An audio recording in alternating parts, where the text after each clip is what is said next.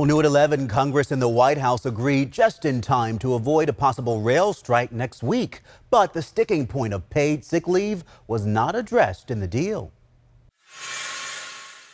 Facing the threat of a disruptive rail worker strike, the Senate voting on legislation Thursday to keep the rails up and running. Suppliers and businesses across the nation are going to begin shutting down operations soon if they think a strike is imminent. With the economy hanging in the balance, the White House called on Congress to step in. A rail work stoppage would have cost the economy $2 billion a day, according to experts, as well as possibly raise inflation and upend travel for 7 million people. Congress used its constitutional authority to intervene. The House pushing forward two bills, one that compels workers to accept a tentative deal the White House helped broker earlier this year, the other calling for 7 days of paid sick leave for rail workers. But the Senate voted down that amendment. I'm not going to vote to impose this on them against their will with the force of law. President Biden saying Thursday he's committed to getting rail workers paid leave, but is focused now on stopping a strike.